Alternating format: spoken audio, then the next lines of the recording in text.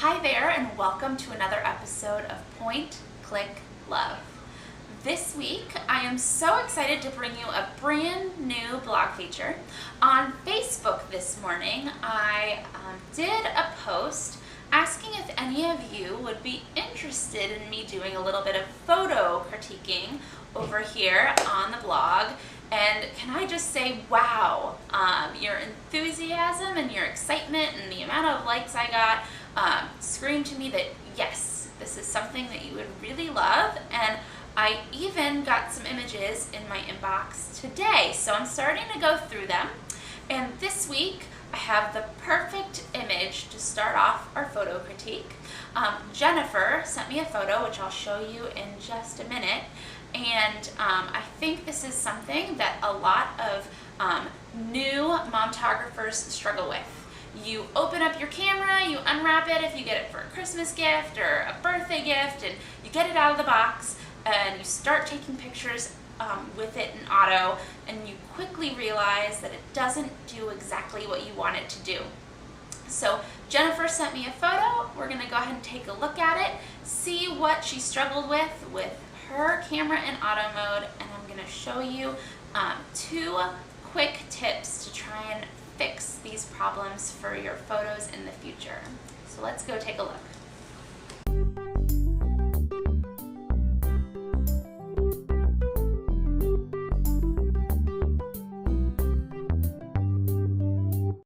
Alright, so here is the picture that Jennifer sent me that she thinks is in need of a little bit of TLC. And just to give you a little bit of background on her photo and why she sent it to me, this is a picture of her brother and niece. And Jennifer's family was visiting, I believe, the United States, all the way from Germany for the holidays. And her family gave her a new DSLR camera for Christmas. So yay, congratulations to Jennifer. Such an exciting journey you're about to go on with your camera. And so these were the first couple of photos she snapped. And this is her brother and her new niece. And the one thing that she was really frustrated with in this photo is the fact that her brother is in crisp, clear focus, but her niece is just a little bit blurry. And that might be hard for you to tell depending on where you're watching this video, but there is just a little bit more softness or blurriness on her niece's face. Now Jennifer is completely novice, beginning photographer, momtographer, and so some of you that are watching this may be a little bit more advanced. And so for those of you that are curious, this photo was taken in auto mode, and her ISO was 3200, her aperture was 5.6, and the shutter speed was 1/60. And for some of you that may be gibberish, and that's just fine. I'm going to give you non-technical tips as well as some technical tips today. And she also had the flash on. Now Jennifer did tell me that this picture was taken in the afternoon, but just by looking at it, it doesn't look like there's a lot of light in the space that she was in. And light is typically what we're looking for to make our camera work and to take really beautiful photos. But for this image, she was just taking some snapshots, getting used to her camera. So the fact that the flash went off, that I'm not really looking in this picture for a beautiful photo with beautiful light. But I agree with her that that blurriness on her niece's face is probably quite annoying. Now, my guess is that Jennifer was standing right where that X is on the photo. She was probably standing over her brother and taking some pictures looking down. And the problem in auto mode is that your camera doesn't always guess what it is you're taking a picture of. It tries to guess, and a lot of times it gets it right, and then there are the times that it just gets it completely wrong. And so when you look through your camera's viewfinder, Jennifer, usually there's little red focus lights. So when you push the button down to take the picture, your shutter button, those light up and tell you what's going to be in focus in the image. And typically in auto mode, your camera will pick whatever is closest to you. It looks for the person, the thing, the subject that you're taking the picture of. And in this instance in auto mode, the camera saw your brother first. He's big, he's in the front of the frame, he's closest to the camera. So your camera went, oh, that's what I'm taking a picture of, and it made him in focus. And because your niece is a little bit farther away, she ended up a little bit blurry. So there's two ways that you can go about fixing this problem. The first way that I would try is just moving yourself. So moving yourself in a way that doesn't put your brother closest to the camera. So where that second X is, it's where I might have moved if I were you as the photographer. I would have moved to the other side so that your brother and your niece were kind of in the same plane of focus. They were right next to each other instead of one being closer to the camera to the other. Hopefully that makes sense with the way I have this image laid out. You probably still, by taking that vantage point and moving just a little bit, you still would have been able to see the loving look that your niece is giving your brother, and then they both would have ended up in focus. So that's one way, without having to venture out of auto mode, that you could have possibly fixed this problem. The other thing you can try is simply taking your finger off of the shutter button and trying to refocus the camera and seeing where the light lights up, because every once in a while it'll light up in a different spot depending on what you're doing or how zoomed in or out you are. So you can always try to refocus and see if that red dot would have lit up on your niece instead of your brother.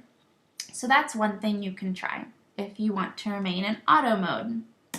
The other thing you can try is venturing out of auto mode. And so for my more immediate or intermediate users, if you're not shooting in auto mode anymore, this may be a key thing for you to try with your camera. So Jennifer has a Nikon, so I'm going to go through Nikon settings first. But what you're going to want to do is to change your focus mode in the camera. So there's actually a setting in your menu that you can change where you can actually choose where your focus point goes. So in the case of Jennifer, she could have, I'm going back to here, she could have made sure that the focus light lit up on her niece instead of her brother. All right, so in Nikon cameras, you're first going to want to put your camera in what's called program mode, which is this letter P right here. That gets you out of that green box and into one of the manual modes.